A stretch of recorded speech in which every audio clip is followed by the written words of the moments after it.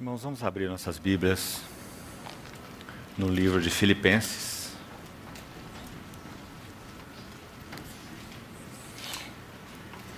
Epístola de Paulo aos Filipenses. E vamos ler 4 versos chaves nessa epístola. Capítulo 1, verso 21. Porquanto, para mim, o viver é Cristo, e o morrer é lucro. Capítulo 2, verso 5. Tende vós o mesmo sentimento que houve também em Cristo Jesus. Lembrando que aqui a palavra mais adequada seria pensamento, ou a mesma mente que houve em Cristo Jesus. Capítulo 3, verso 14. Prossigo para o alvo, para o prêmio da soberana vocação de Deus em Cristo Jesus. E, finalmente, capítulo 4, verso 13. Tudo posso naquele que me fortalece. Vamos orar uma vez mais.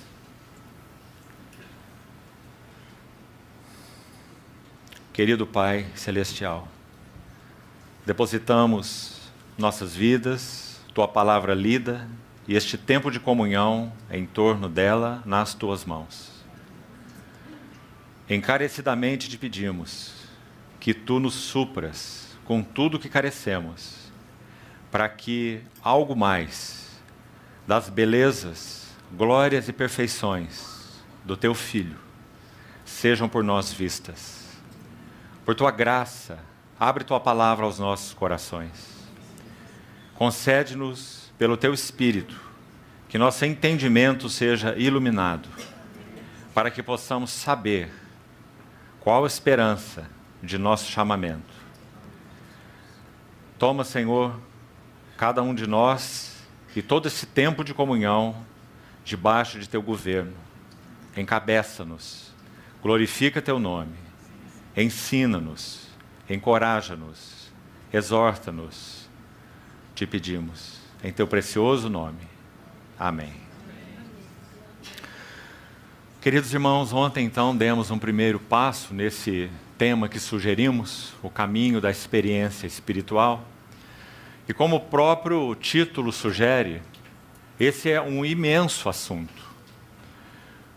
Nós precisaríamos de todo o Novo Testamento, essas epístolas, particularmente de Paulo e os outros escritores, para tratar de um assunto tão intenso, tão rico, tão sólido, esse tema da experiência espiritual. Claro que nós estamos buscando entender do Senhor, passo a passo, o caminho a seguir nesses tempos que foram designados para nosso compartilhar nesses dias, já que o tema então é tão vasto. O que colocamos ontem, não vamos nem mesmo resumir hoje, para não perdermos tempo com o que já foi colocado, sem necessidades, mas nós vimos que esse tópico, a experiência espiritual, ele realmente é um tópico sólido nas Escrituras e traça um caminho para que nós não nos percamos em subjetivismos. Então, basicamente, o que fizemos ontem, com a ajuda do Senhor, foi usar toda a reunião que tivemos para enunciar algumas marcas de subjetivismo. E o foco, a carga, obviamente, não era negativa, a carga era positiva. Era que pudéssemos ser ajudados a ver o aspecto positivo do tema tratado ontem. Com o que nós devemos estar atentos, como nós podemos ajustar as coisas no seu devido lugar, a fé antes da experiência, os sentimentos espirituais genuínos como consequência de uma vida de devoção e de fé, de relacionamento com o Senhor, enquanto o subjetivismo coloca tudo isso ao contrário. Uma busca de sensações para se confirmar a fé, baseando-se em experiências como evidências de fé. Exatamente o caminho oposto do que as Escrituras nos ensinam. E concluímos falando um pouco sobre o terrível perigo e dano da introspecção, que um servo do Senhor, então, como citamos, do século passado, chamou de a mais grave doença espiritual, a introspecção. Estarmos nos consultando o tempo todo, nos examinando o tempo todo, medindo a nossa temperatura espiritual o tempo todo, e incorrendo em dois grandes erros sobre os outros que já citamos, relacionados à própria introspecção. Ou o grande perigo de uma depressão, por estarmos nos avaliando e avaliando e avaliando todo o tempo, e, por outro lado, o outro polo, um ensoberbecimento. E parece, irmãos, que de muitas formas, a soberba, ela é um gravíssimo pecado espiritual, poderemos assim dizer. Ela é mesmo destacada dos outros pecados espirituais, por alguns motivos. Por exemplo, quando o salmista conclui o seu Salmo 19, um maravilhoso salmo, sobre a palavra de Deus, também assim como o Salmo 119, a primeira sessão trata da glória de Deus na criação, e a segunda sessão trata da glória de Deus na palavra. Esse é o Salmo 19. E o salmista conclui assim: por eles, por tua palavra, teus mandamentos, teus preceitos, se admoesta o teu servo, em os guardar a grande recompensa. Então ele diz: também da soberba guarda o teu servo, que ela não me domine. Então serei irrepreensível e ficarei livre de grande transgressão. Veja que o salmista não diz apenas transgressão. Ele diz: ficarei livre de grande transgressão. Por quê? Porque sabemos que esse é o pecado original de Lúcifer, o anjo de luz. Que ser livre que era, assim foi criado por Deus, não era um ser manipulado por Deus, como nós também não somos, mesmo Deus em sua soberania não nos manipula. Então ele decidiu no seu coração assumir o lugar da glória do Filho de Deus. Isso foi o que ele almejou. Serei como Deus. Nesse alto trono eu me assentarei e serei semelhante ao Altíssimo. Uma loucura, porque é impossível que uma criatura assuma a glória do seu próprio Criador. Então, e a soberba é loucura. Então, por causa dessa concepção errônea, equivocada em seu coração, ele então foi justamente julgado por Deus. Então, esse mesmo veneno e semente foi injetado no casal no Éden.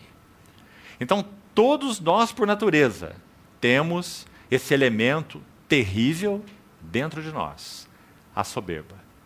E quando nós damos lugar, de alguma maneira, à introspecção, nós abrimos portas para a soberba.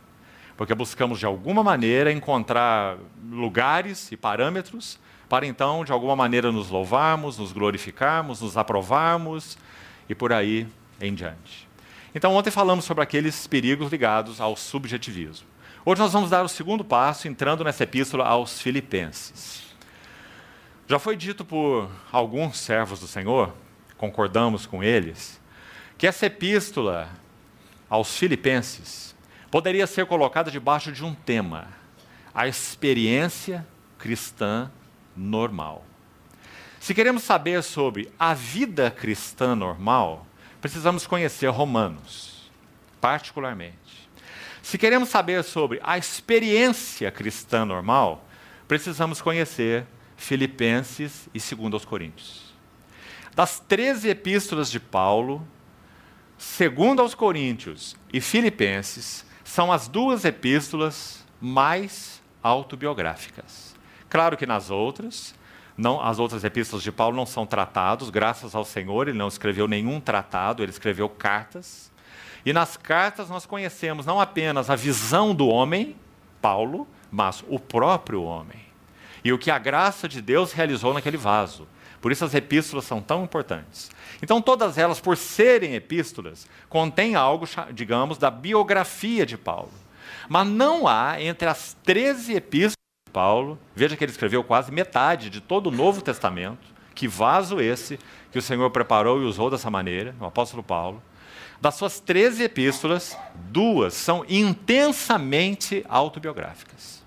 Então, queridos irmãos, já do início, nós não gastaremos tempo com o 2 aos Coríntios para o encargo desses dias, mas já está aí um encorajamento para você.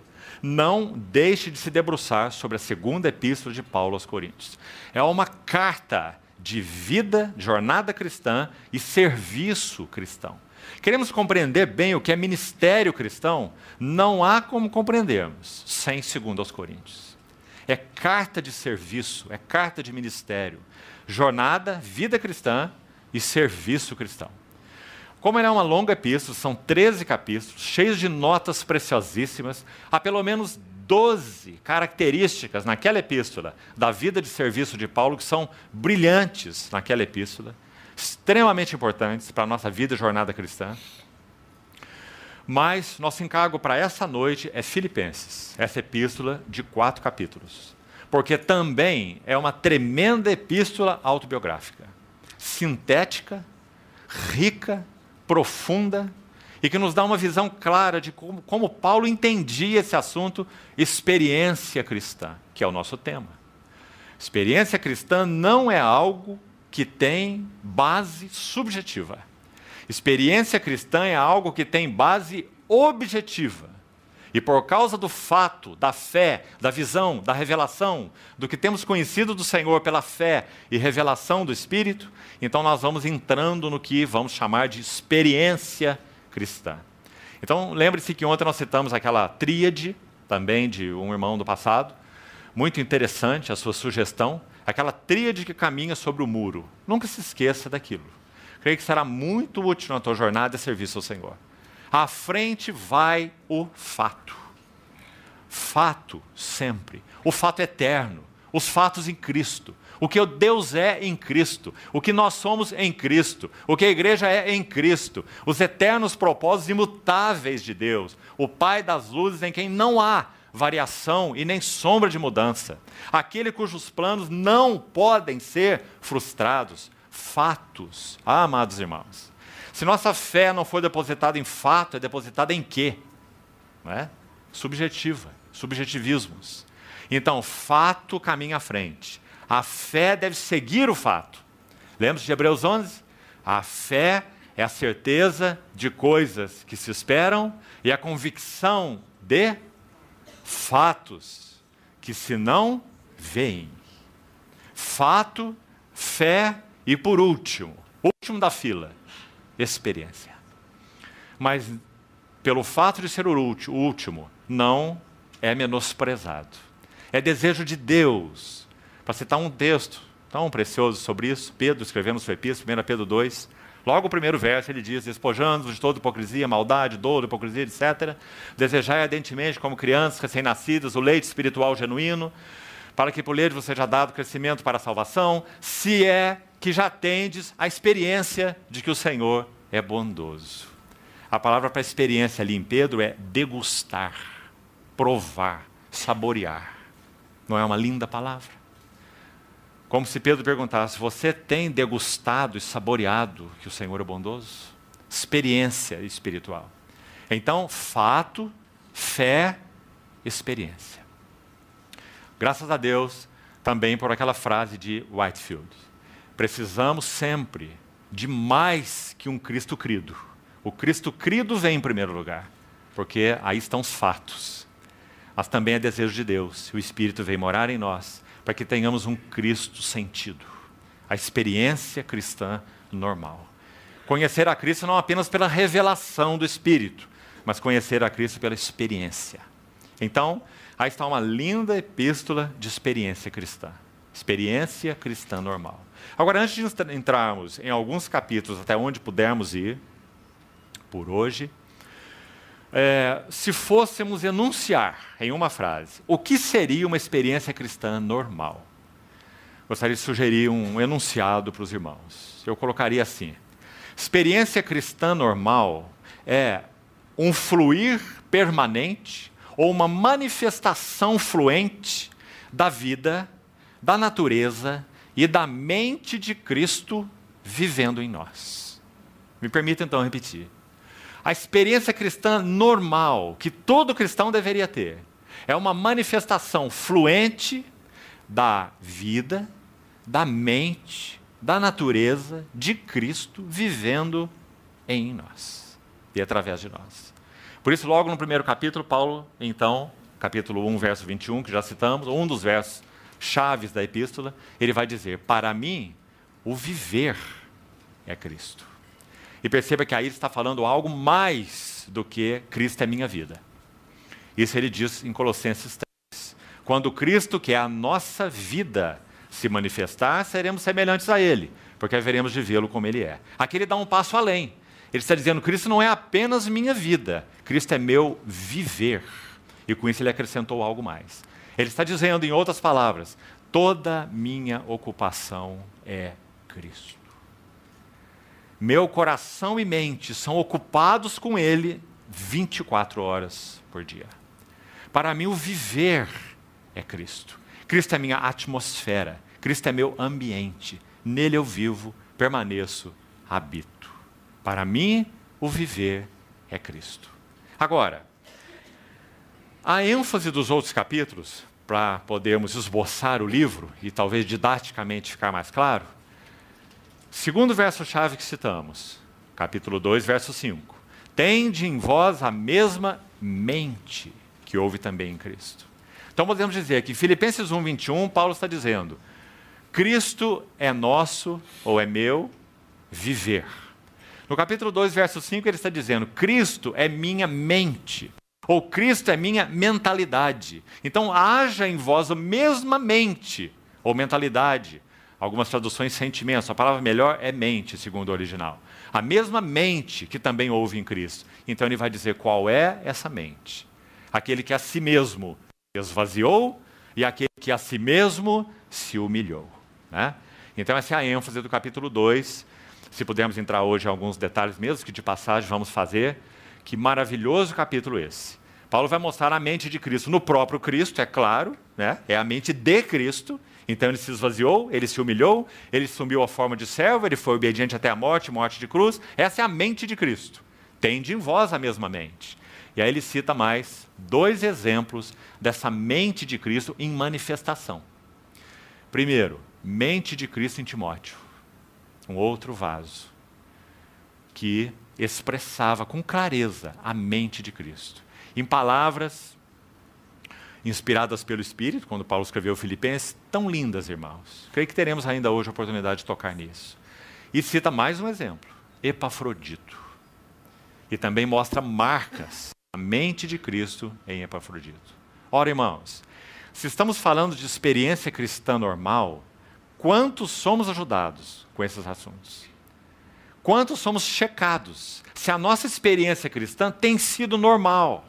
Se tem havido em nós a mesma mente que houve em Cristo. Se nós somos do mesmo sentimento, os que se esvaziam, os que se humilham, ninguém nos humilha, porque ninguém pode nos humilhar. A si mesmo se humilhou.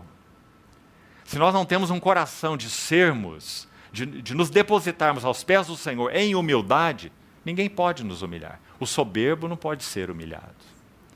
Nosso Senhor Jesus não foi humilhado pelo seu Pai, não foi esvaziado pelo seu Pai e por ninguém. Ele a si mesmo se humilhou e a si mesmo se esvaziou. Então o conselho da palavra de Deus, tanto por Tiago quanto por Pedro, para nós, muito semelhante que os dois escrevem nas suas epístolas, é: humilhai-vos. É um rogo, como que dizendo, ninguém pode fazer isso por você. Se você não se humilhar, ninguém vai humilhar você. Pensamos errado, né? Nós dissemos: o outro me humilhou, ele está me humilhando. Ninguém pode nos humilhar. Só nós podemos nos humilhar. E devemos fazê-lo. Humilhai-vos na presença do Senhor, para que Ele em tempo oportuno vos exalte. Né? Então essa é a mente de Cristo. Então ele cita essa mente em Cristo, em Timóteo, em Epafrodito. Capítulo 3, o verso que citamos, para esboçar então o livro. 3,14. Prossigo para o, não um, mas o, artigo definido singular. O alvo. E que alvo é esse? Esse alvo é o prêmio. Acompanha aí, 3,14. E que prêmio é esse? É a soberana. Aqui também vamos buscar uma ajuda nessa palavra. A palavra melhor seria ascensional. A mesma ideia de Hebreus 3. Santos irmãos que participam de uma vocação celestial. Então, uma soberana vocação, ou uma ascensional vocação de Deus em Cristo Jesus. Então, esse é o alvo e esse é o prêmio. Então, qual era o alvo de Paulo? Atingir a plenitude da vocação ascensional para a qual foi chamado. Então, ele diz, para isso eu prossigo e não me distraio.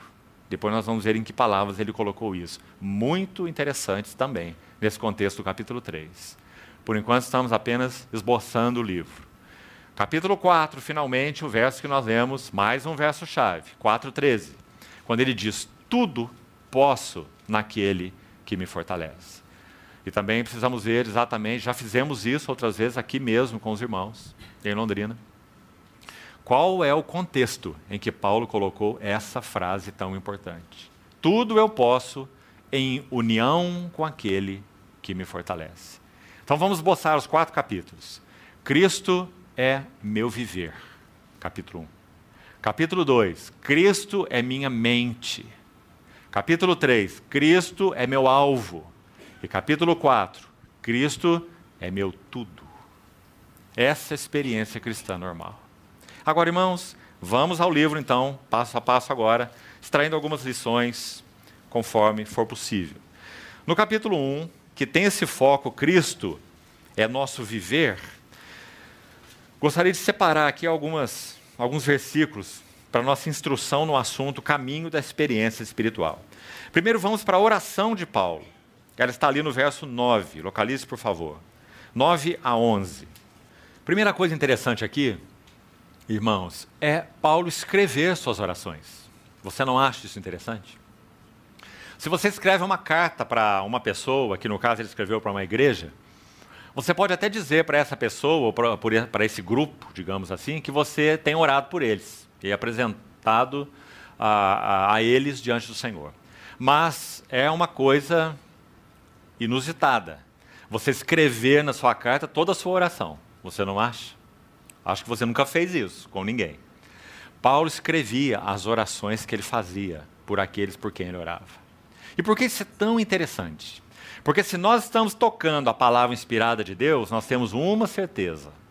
São orações do Espírito Santo. Porque estamos tocando a palavra inspirada de Deus. E toda a Escritura é inspirada por Deus. Ele mesmo, Paulo, em Romanos 8, foi quem disse assim, não sabemos orar como convém. Mas o mesmo Espírito intercede por nós sobremaneira, com gemidos inexprimíveis. Então sabemos que cada oração de Paulo é um clamor do Espírito Santo, ou por pessoas, ou por assembleias, né? Então é uma oração absolutamente espiritual, porque foi inspirada pelo Espírito Santo e compõe a palavra inspirada de Deus em cada letra, em cada palavra. Então, por isso elas são tão importantes. Então vamos ver essa intercessão de Paulo. Verso 9 ele diz, e também faço esta oração, que o vosso amor aumente mais e mais. Vamos devagar. O foco do capítulo 1 é Cristo é meu viver, ou para mim o viver é Cristo. Então, os versos que vamos separar aqui, Paulo está nos ajudando a compreender esse assunto, para mim o viver é Cristo. Então ele inicia essa epístola com essa carga pelos filipenses, orando.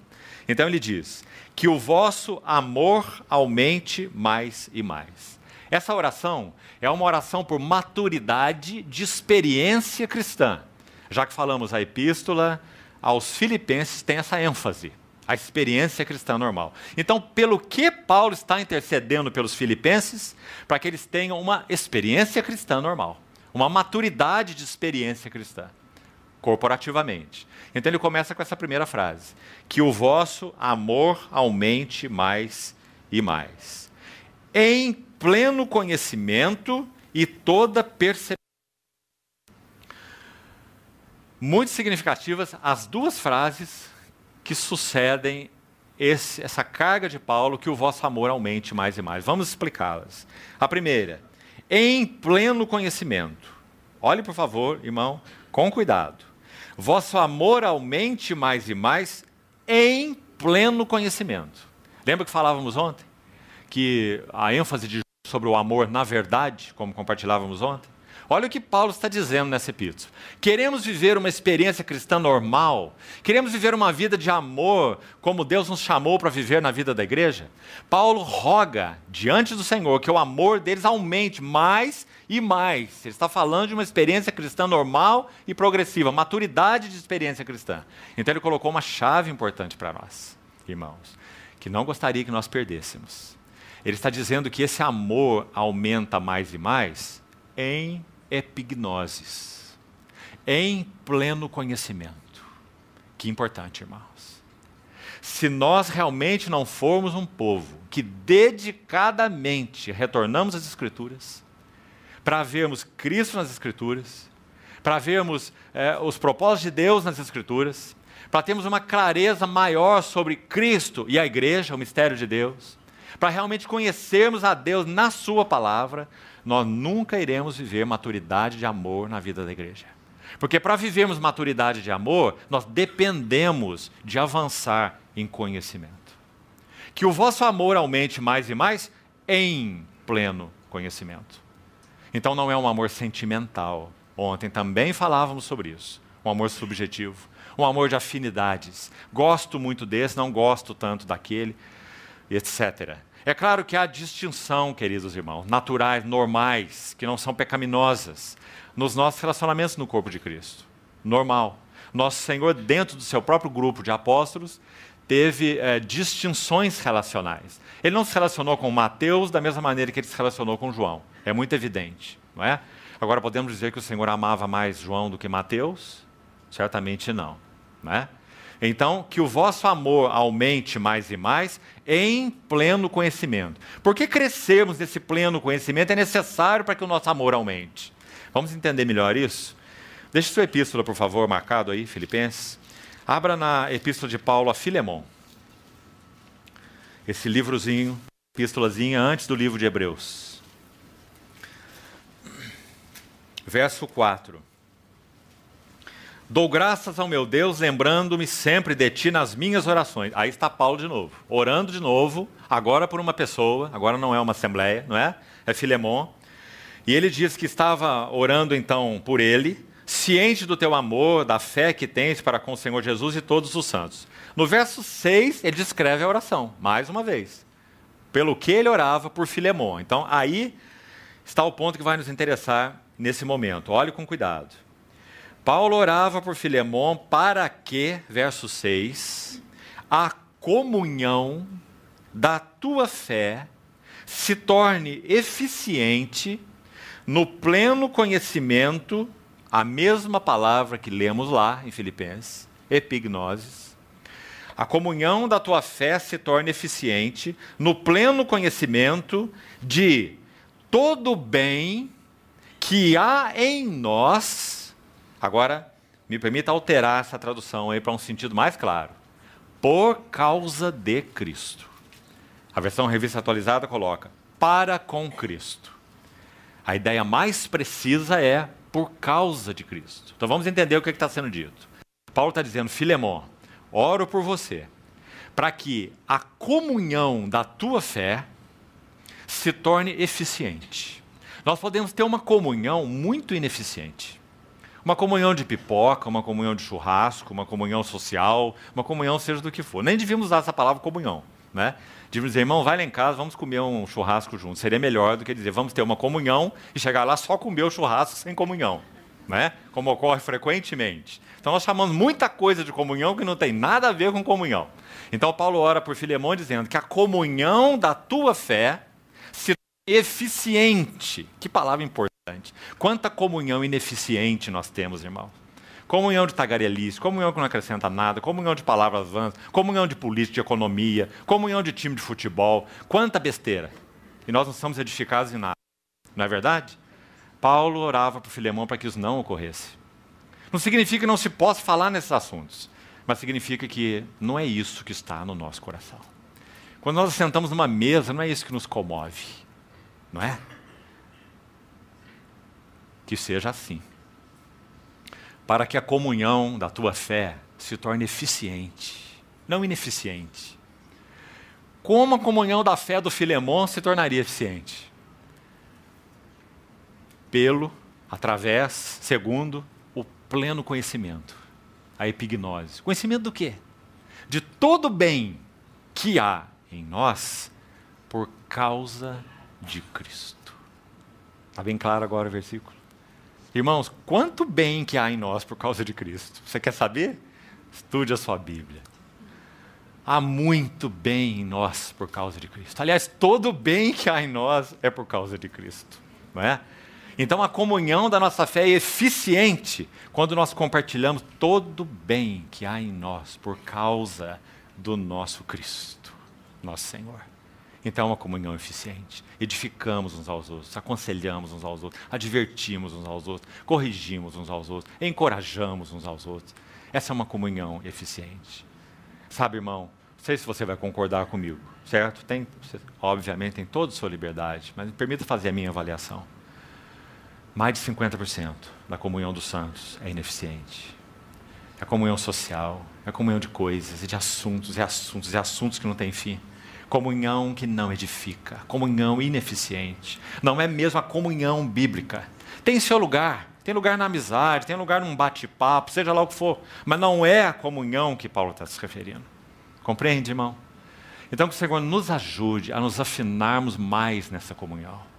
Se Cristo e suas verdades, sua glória, suas perfeições têm sido contempladas por nós, meus irmãos, o servo do Senhor, Austin Sparks, disse certa vez assim: se Cristo é meu tema, minhas mensagens são inesgotáveis. Mas nós temos muitas palavras e pouca mensagem, porque Cristo não é nosso tema. Para que a comunhão da tua fé se torne eficiente no pleno conhecimento de todo bem que há em nós por causa de Cristo. Que lindo versículo. Sabe como às vezes, olhando esse versículo, eu imagino?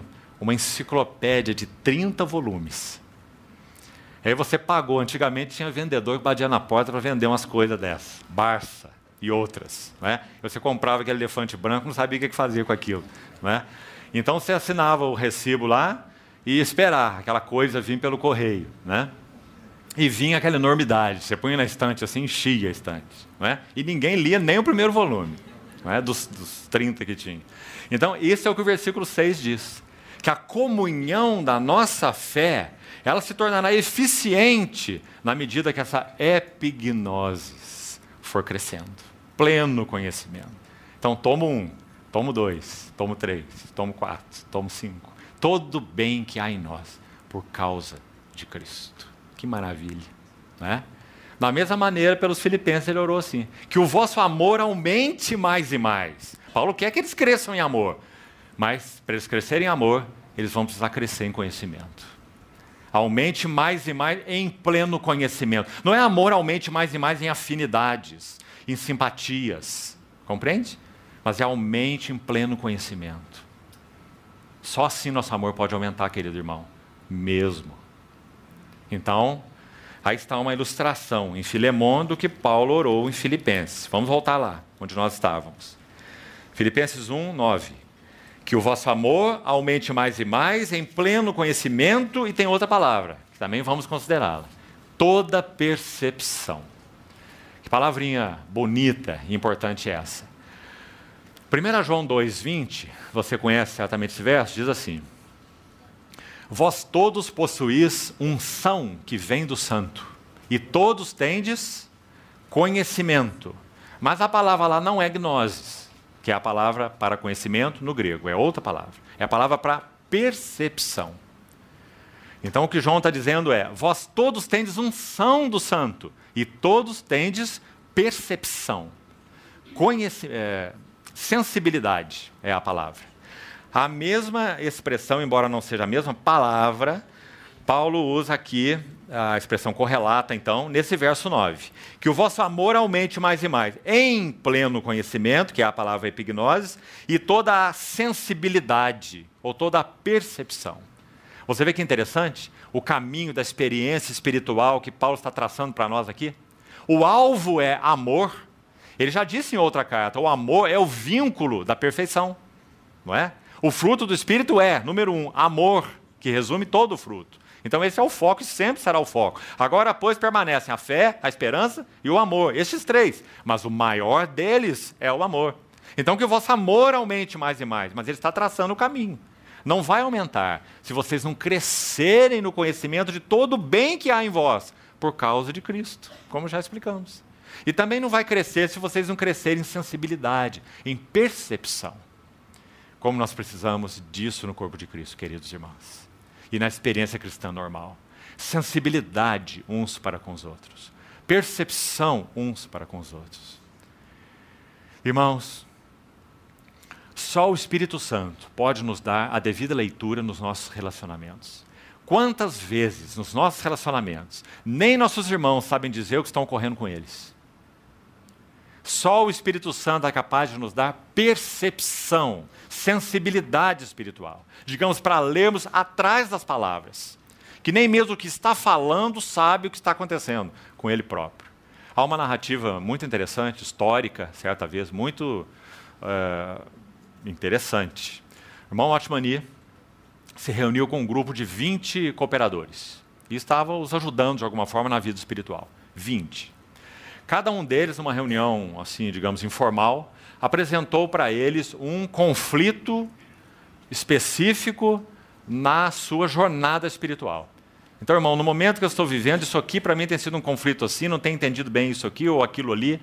E algumas coisas eram subjetivas mesmo, né? Estavam ali, de alguma forma, barrados, de algum modo, no seu serviço ao Senhor.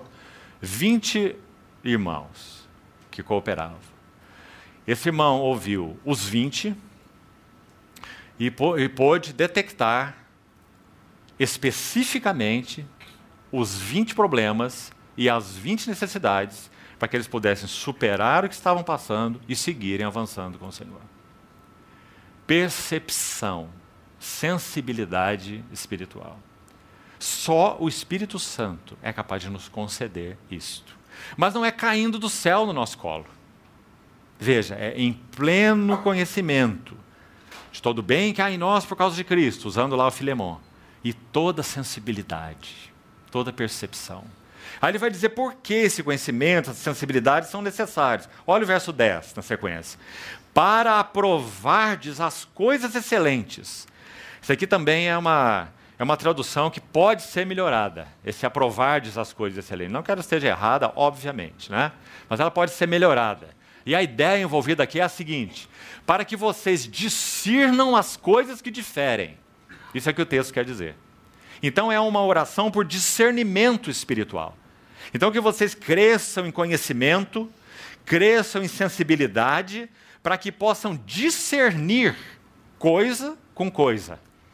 Discernir coisas que diferem. Aqui, aprovardes as coisas excelentes.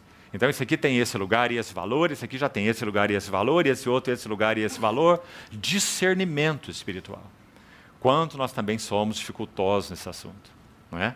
Colocamos no centro o que tem que estar na periferia, colocamos acima o que tem que estar abaixo, não é? Por falta de uma clareza maior no que concerne, então, as coisas do Senhor. Essa era a oração de Paulo. Então, seguindo o verso 10, aprovardes as coisas excelentes e serdes sinceros e inculpáveis para o dia de Cristo. Cheios do fruto de justiça, o qual é mediante Jesus Cristo para a glória e louvor de Deus. Então, está aí essa oração de Paulo dentro do capítulo 1, que tem o foco Cristo é nosso viver. Agora, irmãos, como já falamos, ainda um pouco sobre esse versículo 21 do capítulo 1, para mim o viver é Cristo, significa simplesmente, repetindo, me permitam, a ocupação de Paulo, do seu coração, da sua mente, das suas energias, dos seus interesses, era uma só: Cristo mesmo. Paulo não tinha um coração dividido em Cristo e a igreja, Cristo e a obra, Cristo e ministério, seja lá o que for. Para mim, o viver é Cristo, uma ocupação com Cristo. Sublime ocupação.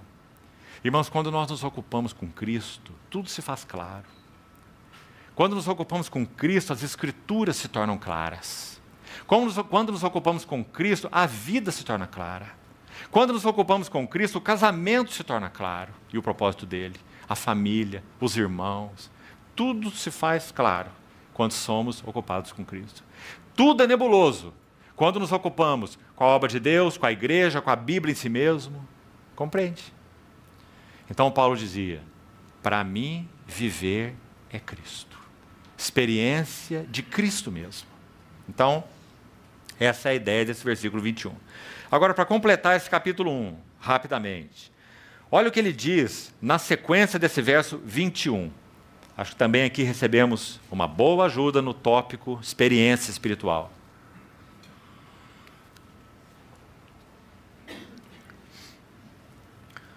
Verso 22.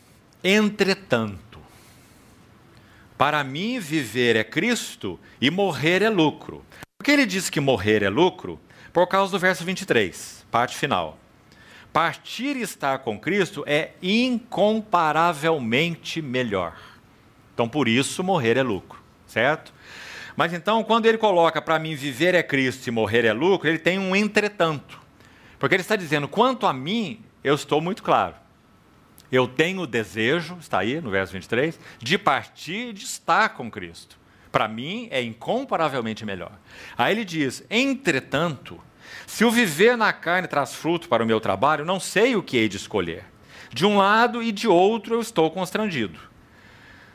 Tendo o desejo de partir e estar com Cristo, que é incomparavelmente melhor, mas por vossa causa é mais necessário permanecer na carne. Agora ouça esses dois versos finais, 25 e 26.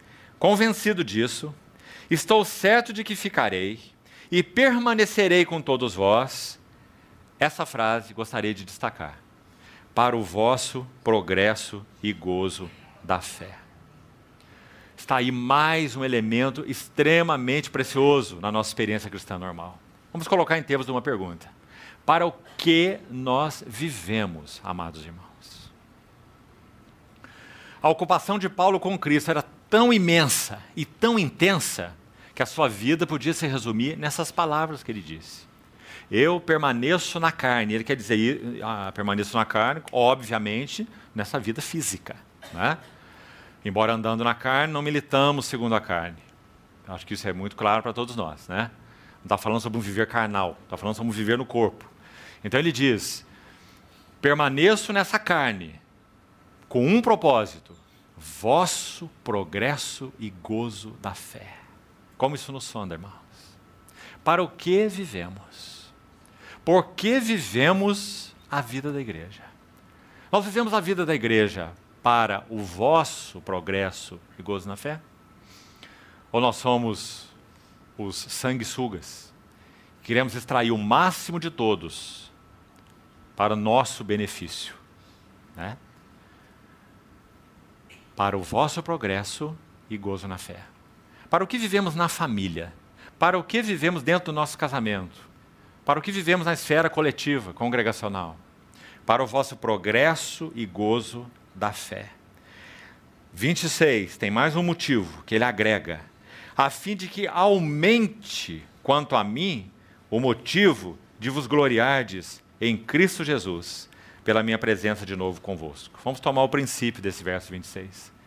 Paulo está dizendo, para mim está claro, neste momento, que se eu continuo vivendo essa vida na carne, aumentará o motivo de vocês se gloriarem em Cristo, em função do que eu tenho feito por vocês. Meu serviço, minha vida. Então estou certo de que eu permanecerei para o vosso progresso e gozo na fé, e para que aumente o motivo de vos gloriardes em Cristo.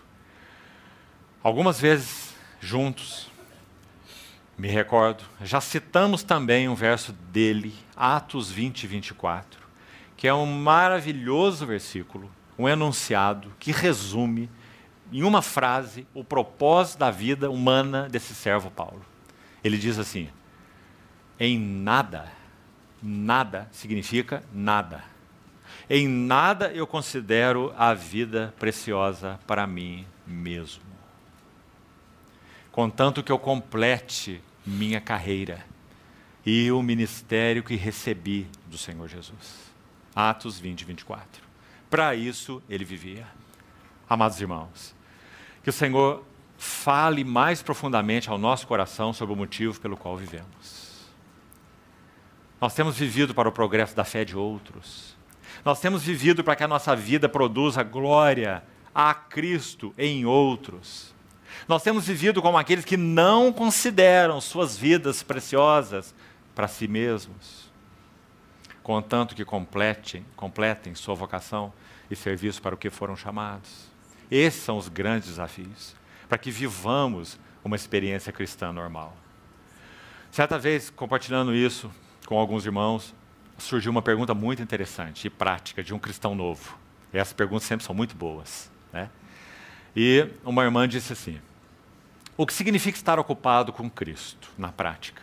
Se eu sou esposa, mãe, profissional e tenho que cuidar de todos esses assuntos, não posso necessariamente estar ocupada, por exemplo, com o que eu gostaria, ler a minha Bíblia talvez 4, 5 horas por dia, passar mais algum tempo agregado a esse em oração, né?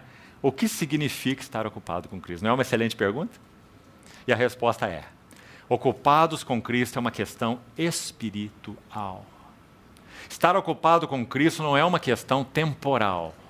Você pode e deve estar ocupado com Cristo 24 horas por dia. Sabe o que isso significa? Se algo interfere nessa comunhão com Cristo enquanto você está estudando matemática, lá no teu espírito humano, o Espírito Santo detecta aquilo e diz: cuidado com isso.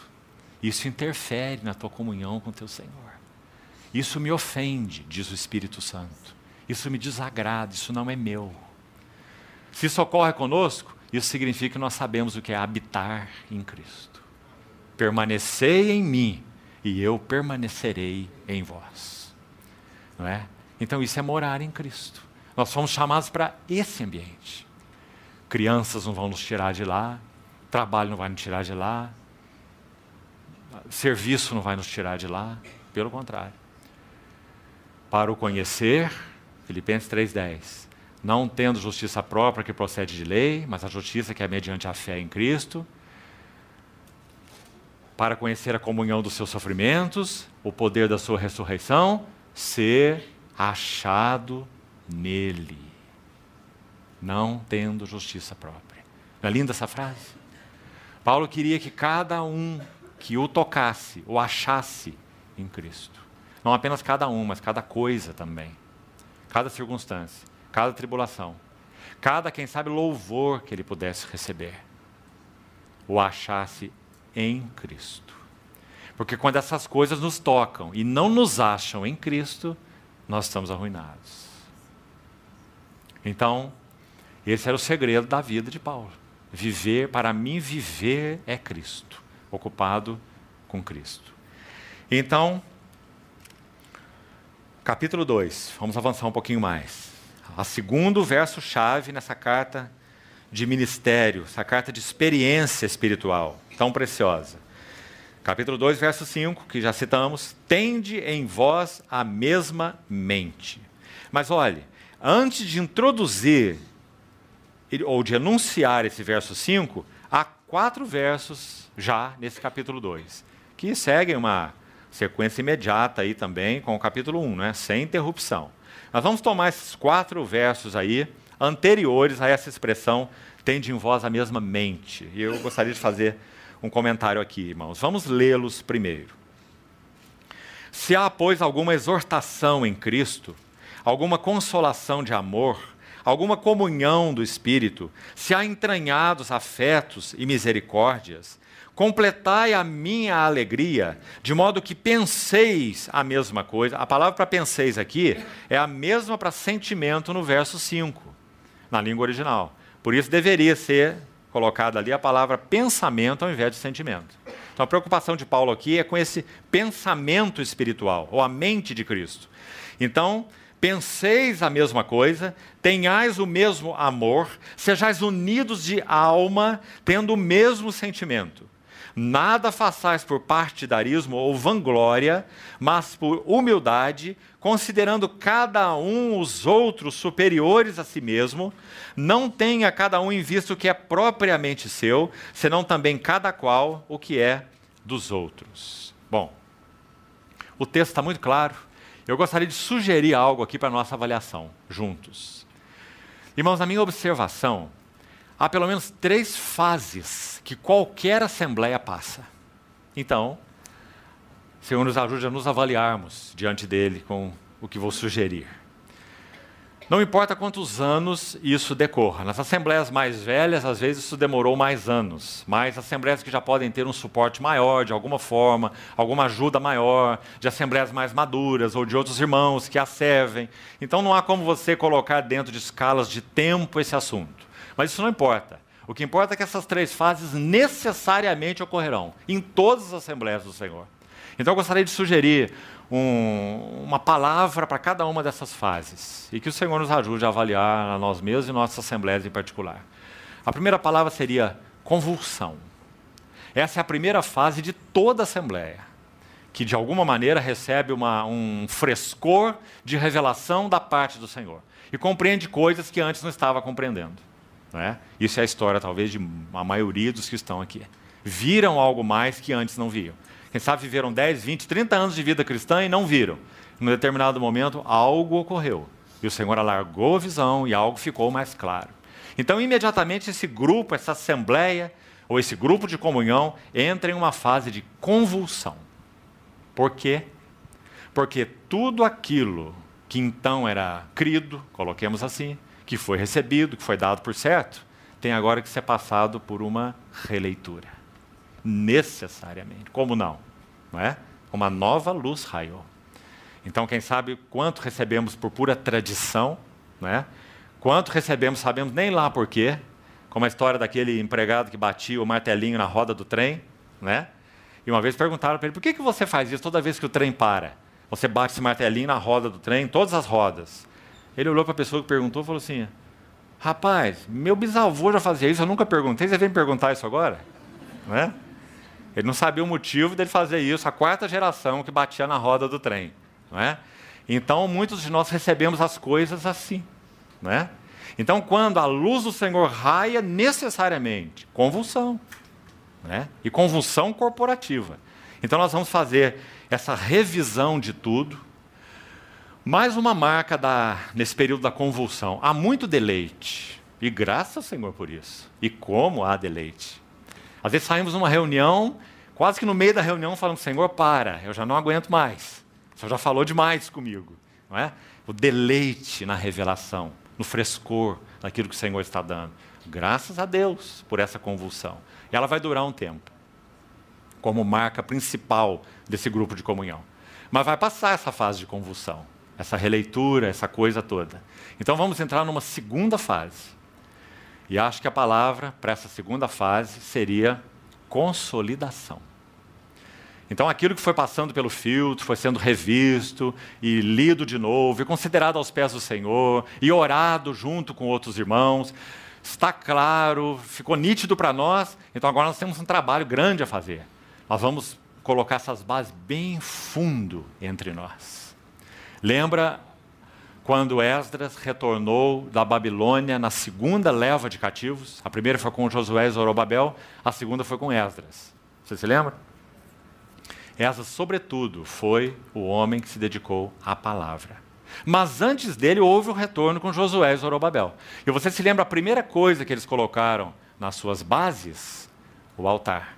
E firmaram o altar sobre as suas bases. Veja. E em seguida, o próximo passo, lançaram fundamentos do templo. Isso é verdade espiritualmente em todas as assembleias do Senhor, queridos irmãos. Convulsão primeiro, então fazemos toda aquela releitura, temos todo aquele deleite do Senhor estar nos falando, abrindo os tesouros da palavra, não é? Então passamos para a segunda fase, agora vamos consolidar. Essas são as bases, esses são os fundamentos. Vamos bater estaca fundo aqui, porque senão é casa sobre a areia. Não é? Então, bendita fase essa também, consolidação. Mas agora vem um lado triste. A terceira fase é a acomodação. Quando então o frescor e o vigor são perdidos. E sabe por quê? Porque nós já conhecemos tudo. Porque nós sabemos como reunir, como orar, como partir o pão, a hora disso, a hora daquilo. Não é? Nós já temos a nossa liturgia, que não vem escrita no papel, mas está escrita ali no coração, na prática. Não que seja errado que nós tenhamos a maneira de fazer uma coisa ou outra. A vida da igreja não é uma confusão, uma desordem, muito menos uma bagunça. Mas a questão é a manutenção de frescor e vigor em tudo que tem sido feito. Essa é a grande pergunta. Porque, amados irmãos, como nós somos tendentes em colocarmos essas coisas no modo automático e nos acomodamos. Então as reuniões da igreja não têm mais o mesmo vigor. A participação dos irmãos não é mais a mesma. O partir do pão não tem mais aquele senso precioso da presença do Senhor. Misto de quietude com adoração. Perdemos. A palavra ministrada passa a ser estudos, estudos e estudos. Mas não há vigor, poder e frescor. Acomodação. Me permito citar mais uma vez o irmão Sparks. Certa vez ele disse assim: um dos maiores perigos espirituais ocorre quando as verdades divinas se tornam familiares e conhecidas. Acomodação. Já fui a todas as conferências, já li todos os livros, já conheço, já ouvi, já... Acomodação. Por que nós estamos citando isso? No contexto dos versos 1 a 4. Porque o que está ocorrendo nos versos 1 a 4 é resultado, ou podem ser resultados, dessa acomodação. Se houver acomodação, irmão, não tenha dúvida, nós começamos a ter partidos. É aquele irmão que vai compartilhar a palavra? Não, eu fico em casa mesmo. Transmite até por internet, eu fico aqui no meu sofá para ouvir a mensagem. Né? A acomodação. Porque a vida da igreja não é vida de internet. Não é vida virtual. O que o Espírito Santo faz e fala numa reunião, ele nunca faz e fala pela internet. Ele só fala no ambiente da comunhão. Não significa que alguém não possa ser atingido por uma palavra que ouviu na internet. Isso é um outro assunto. Mas significa que o ambiente que o Espírito Santo produz na comunhão da igreja, ele não produz virtualmente. Ele só produz realmente. Compreendeu a diferença? Então, queridos irmãos, quão sérias são essas coisas? Então, se entramos em acomodação, esse é o resultado. Partidarismos, vanglória, ciúmes e contendas, porque ele vai dizer, considere cada um os outros superiores a si. Não é? Mas se não vivemos uma vida com frescor e vigor, entramos em acomodação, ciúmes, contendas e disputas imediatamente ocorrem no viver da igreja. Então estamos aí barrados no que concerne essa experiência, o caminho da experiência espiritual. Já estamos em confusão. Né? Então que o Senhor também nos ajude a revermos essas coisas no nosso coração, irmãos, são muito necessárias. Aquela manifestação de Deus, através de Moisés, na porta da tenda da congregação, é claro que o contexto em si tem tudo a ver com a velha dispensação. Né? Nenhum de nós é ingênuo para supor o contrário. Daquela maneira ocorria. Agora, faça o transporte. Quando você lê 1 Coríntios 14, o que você vê? Você já leu esse capítulo? Conhece? Já leu com cuidado? Então leia 1 Coríntios 14. E você vai ver a igreja se reunindo. E veja se você não tem uma contraparte do que o Velho Testamento chama de a Shekinah e a porta da tenda da congregação, quando Moisés falava com o povo. O motivo do Espírito Santo na reunião da igreja é aquele de 1 Coríntios 14.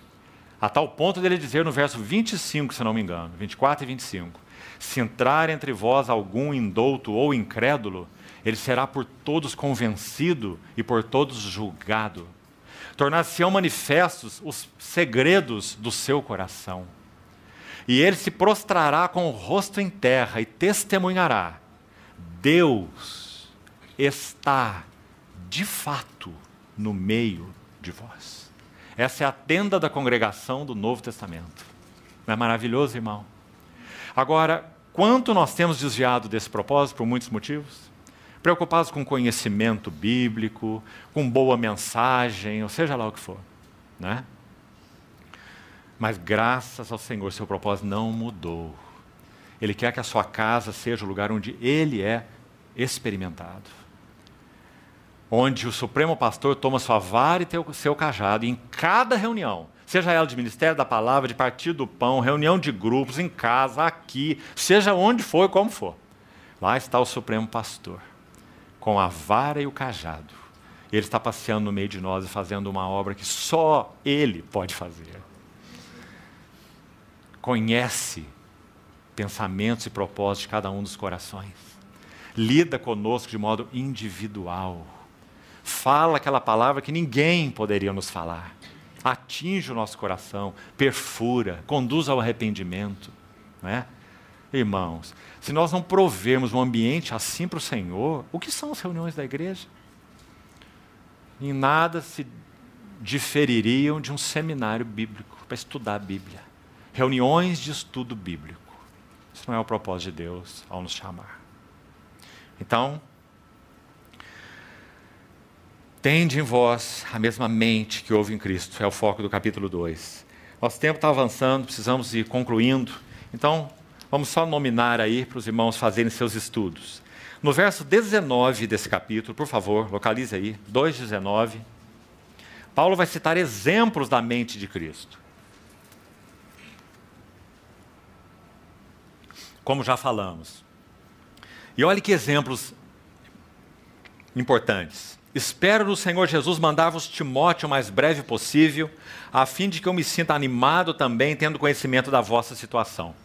Olha o verso 20 até 22. Olha a expressão da mente de Cristo em Timóteo. Que coisa maravilhosa. Primeiro Paulo diz: a ninguém tenho de igual sentimento. Irmãos, que coisa mais linda é essa. O pecado fez um estrago tão grande em nós, que nós conseguimos ser divididos de nós mesmos. Imagina dos outros. Não é? Você já teve a sensação, se o Senhor de alguma maneira não tem santificado você, né? Acho que lá no início da vida cristã todos nós experimentamos isso, né? Conflito tão grande que nós acordamos de manhã e a sua vontade é descoxar a cabeça do pescoço, assim, rodar assim, tirar do pescoço, colocar no canto da sala e sair sem ela, não é? De tanto que ela te perturba, não é? Divididos consigo mesmos, pensamentos discordantes, ansiedades e tudo mais, né?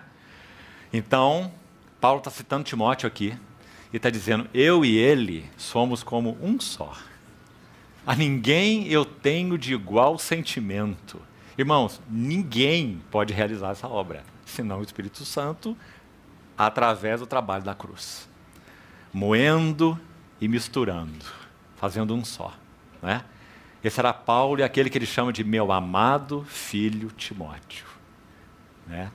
Amados irmãos, me deixa colocar uma coisa aqui. Quando ele escreve 2 Coríntios 12, e diz assim: conheço um homem que há 14 anos, no corpo ou fora do corpo, não sei, Deus o sabe, foi arrebatado até o terceiro céu e ouviu coisas inefáveis. Lembra-se. Os eruditos vão nos dizer, estudando cuidadosamente a Bíblia, com a sua capacidade de erudição, que o 14 anos atrás, quando Paulo foi arrebatado no corpo ou fora do corpo, nem ele sabia, se remete e se refere a sabe quando? Quando ele foi apedrejado em Listra. Sabe quem estava lá? Timóteo, o discípulo, em Listra. Quando o corpo de Paulo, com toda certeza, como diz o texto, jazia no chão, dado como morto, e olha que os judeus sabiam apedrejar definitivamente. Então lá estava Paulo. Então ele vai dizer, 14 anos depois: conheço um homem, que no corpo ou fora do corpo, não sei, Deus o sabe. Este homem foi arrebatado ao terceiro céu e ouviu coisas inefáveis, que não é lícito ao homem referir. E o que aconteceu com ele? De alguma maneira, então, esse espírito de Paulo voltou ao corpo, como nós vemos na narrativa de Atos, capítulo 16. Os irmãos o rodearam e oraram, e ele se levanta e entra na cidade. Né? E dessa história Timóteo participou. Então ele vai dizer, escrever a ele 2 epístolas. E vai dizer, meu amado filho Timóteo, a ninguém tenho de igual sentimento. E que sentimento era esse? Que sinceramente cuide dos vossos interesses. Que lindo, não é, irmãos? Um jovem Timóteo, certamente com bem menos de 40 anos.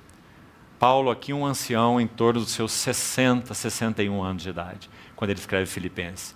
25, 26 anos já jornadeando com o Senhor.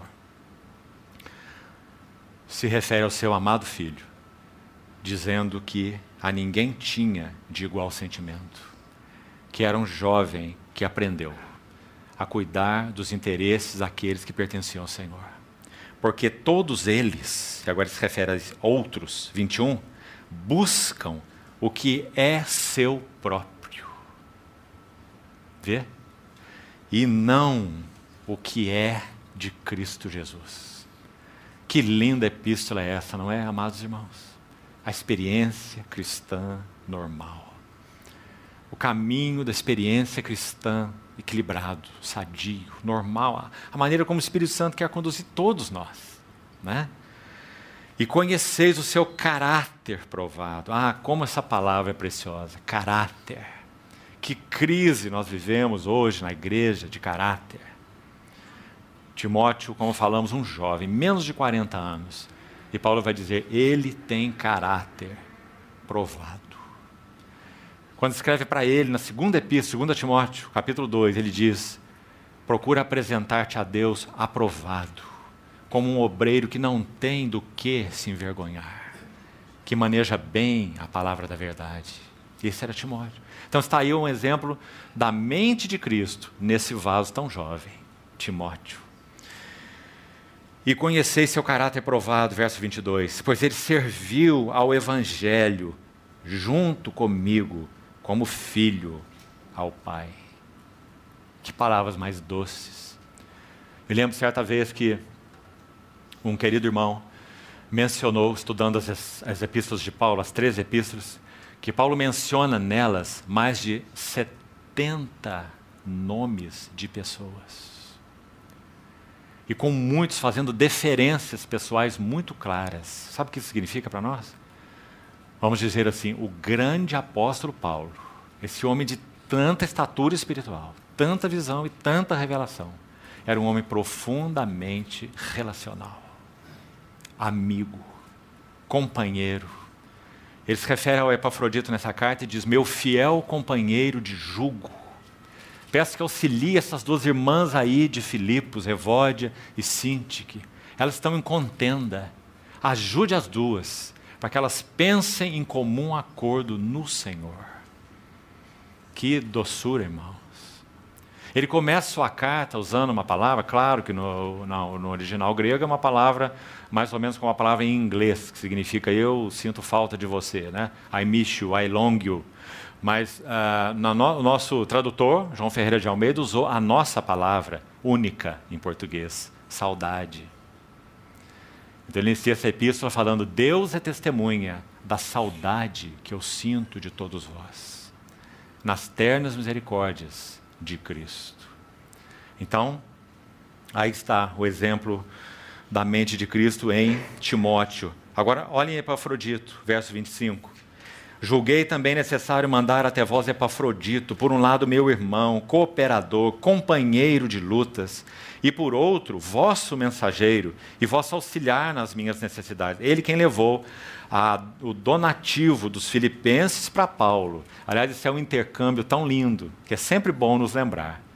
Lá estava aquele guerreiro do Senhor aprisionado, Paulo, fiel servo. A igreja de Filipenses, que era fruto do seu trabalho, o amava. enviou donativos materiais para ele, por Epafrodito, e volta com uma epístola que permaneceria aí nas mãos da igreja por 2000 anos. O que será que teve mais valor? Visto que ele tinha de novo saudade, verso 26, de todos vós, e estava angustiado porque ouvistes que adoeceu. A pessoa, quando adoece, só pensa em si mesma. Epafrodito adoeceu e só pensava nos filipenses, porque ficou sabendo que os filipenses ouviram que ele adoeceu. E como o coração deles deveria estar angustiado por ele. Com efeito, ele adoeceu mortalmente. Deus, porém, se compadeceu dele e também de mim, para que eu não tivesse tristeza sobre tristeza. Por isso, tanto mais me apresso em mandá-lo, para que, vendo novamente, vos alegreis, e eu tenha menos tristeza. Recebei-o, pois, no Senhor, com toda alegria, e honrai sempre a homens como esse, visto que por causa da obra de Cristo chegou ele às portas da morte, e se dispôs a dar a própria vida para suprir a vossa carência de socorro para comigo. Não é um lindo capítulo? É o capítulo sobre a mente de Cristo. Está ilustrada na vida, não só de Cristo mesmo, que a si mesmo se humilhou e a si mesmo se esvaziou, mas na vida de Timóteo e na vida de Epafrodito. Essa é a mente de Cristo. Então vamos concluir. No capítulo 3, um comentário breve, verso 14, que já citamos, aí está o verso-chave, prossigo para o alvo. Então, já explicamos também, Paulo está dizendo que seu coração era todo ocupado com Cristo, e essa soberana, essa ascensional vocação de Deus em Cristo era o seu alvo. E aí ele usa uma expressão que não vamos passar por cima, deixando as coisas que para trás ficam. E vamos nos lembrar, ele está se referindo a todas as tribulações e sofrimentos que teve, mas também está se referindo a todos os sucessos que teve em Cristo. Quantos convertidos, quantas assembleias estabelecidas. Paulo entrando em mundo de trevas, em mundo de pagãos, estabelecendo assembleias para o testemunho do Senhor. Ele diz, esqueço as coisas que para trás ficam e avanço para as que diante de mim estão. Maravilhoso. Ele não tinha o seu coração dividido nem mesmo entre Cristo e a igreja, e entre Cristo e a obra de Deus. Então, esse é capítulo 3, brevemente. E o capítulo 4, então, e vamos concluir. O verso 13, que citamos como verso-chave, esse tudo posso naquele que me fortalece. Cristo é seu tudo. E então, desde o verso 11, o contexto aí, ele vai usar uma expressão também encorajadora para nós, na nossa experiência espiritual. Porque a palavra é aprendi. Significa que um processo se cumpriu. Significa que quando o Senhor o alcançou lá em Damasco, ele não sabia ainda não. Significa que quando ele escreveu lá suas primeiras epístolas para os Tessalonicenses, primeira e segunda, ele também ainda não sabia não. Mas agora, escrevendo aos Filipenses, ele tem algo em torno de 25 anos jornadeando com o Senhor. Uma jornada tão profunda, tão sólida, de tanta intimidade. Então ele vai poder dizer, eu aprendi. Encorajadora palavra para todos nós. Todos somos chamados a aprender a mesma lição. Porque essa é a experiência cristã normal. Não é do super espiritual, não é do super homem, não é do vaso particular do Senhor. É a experiência cristã normal. Qual é a normalidade da vida cristã? É vivermos contente em toda e qualquer situação. Aí ele vai dizer, eu sei ser humilhado e eu também sei ser honrado. Dois polos muito significativos. Quando somos humilhados, tendemos a nos deprimir. Quando somos honrados, tendemos a nos ensoberbecer. Aí ele vai dizer, tanto sei ter abundância, quanto sei ter escassez. Quando temos abundância, colocamos nosso coração na abundância. E o nosso senso é autossuficiência. Eu tenho. Exorta os ricos do presente século que não sejam orgulhosos e nem depositem sua confiança na instabilidade da riqueza. Ele escreveu assim para Timóteo, por causa do perigo da suficiência. Então ele diz, eu sei ter abundância, sem que meu coração se corrompa. Mas também ele diz, eu sei ter escassez. Porque a escassez é um grande teste. Porque na escassez nós murmuramos. E aqui mesmo, Filipenses capítulo 2, ele escreve assim, fazei tudo sem murmurações e nem contendas, para que vos torneis irrepreensíveis e sinceros, filhos de Deus inculpáveis, no meio de uma geração pervertida e corrupta, no qual resplandeceis como luzeiros no mundo. Como nós podemos viver sem murmuração? Na necessidade, como ele disse, se nós também aprendermos, tomando o jugo dele. Eu aprendi a viver contente. Irmãos, não há como interpretar essa frase de outra maneira, senão talvez com uma palavra: liberdade. Liberdade para ter abundância. Você já pensou nisso? Quando temos abundância, nos tornamos escravos.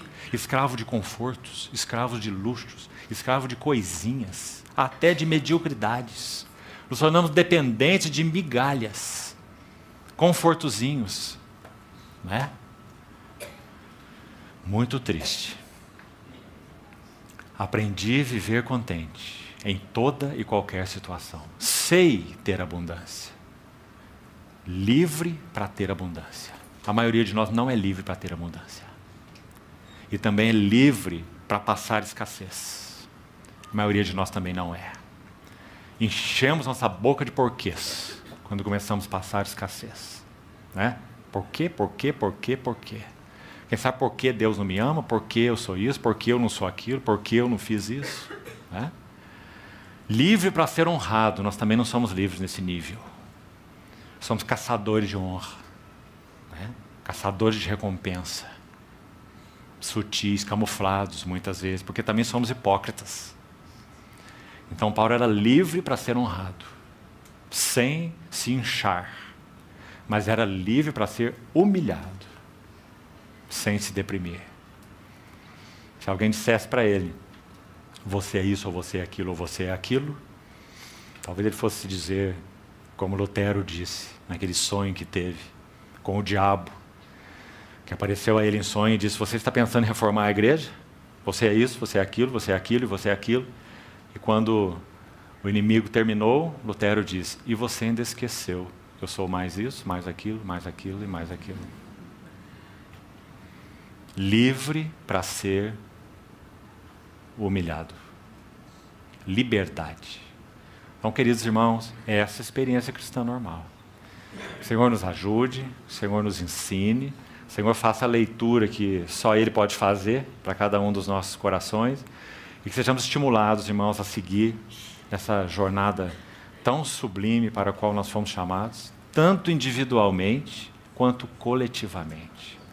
A jornada de uma assembleia com o Senhor é uma das coisas mais maravilhosas que podemos ter sobre a face da terra. Uma assembleia cristã, crescendo para Cristo, encabeçada por Ele, preocupada única e exclusivamente com Ele e os seus assuntos. Não há um privilégio mais maravilhoso que nós possamos viver.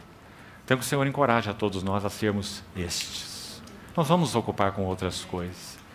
Não vamos descansar nossos corações em instituições, em coisas de homens. Sejamos simples. Vivamos de maneira simples, nos reunamos de maneira simples, tenhamos corações simples, foco simples, para que o Senhor elimine essas ervas daninhas que por natureza estão todas dentro do nosso coração. Mas que também nós possamos dizer, Senhor, te louvo, porque tenho aprendido. Bendito seja o seu nome. Vamos orar, irmãos. Querido Pai, somos gratos porque o Senhor nos chamou com mão tão firme, determinação, graça, que nos foi concedida em Cristo Jesus, antes dos tempos eternos. Obrigado porque dessas mãos ninguém e nada nos arrebatará. Também, querido Pai, nós te pedimos que o Senhor não nos deixe como uma obra inacabada, o edifício pela metade, que outros passem e zombem de nós, mas que o Senhor nos leve à plenitude daquilo para o que o Senhor nos chamou. Senhor, vence teus inimigos no nosso coração, triunfa sobre todos eles, Senhor, porque a tua obra na cruz foi absoluta. O Senhor já derrotou todos os teus inimigos, mas carecemos que o Senhor os vença no nosso coração, Senhor. Assim nós nos reconsagramos a Ti, juntos nessa hora. Senhor, cuida de nós também como assembleias do Senhor. Queremos ser simples, queremos ser cheios de frescor, cheios de vigor, ocupados com o Senhor. Senhor, obtém de nós tudo aquilo para o que o Senhor nos comprou, porque o Senhor é digno e é digno e é digno. Nós te pedimos, Senhor, nossas vidas exalem para Ti um aroma suave. Assim, Senhor, nós suplicamos a Ti que concluas o que o Senhor iniciou, vencendo obstáculos, resistências, convencendo-nos, constrangendo-nos, atraindo-nos por Tua beleza e por Teu amor. Em nome do Senhor Jesus. Amém.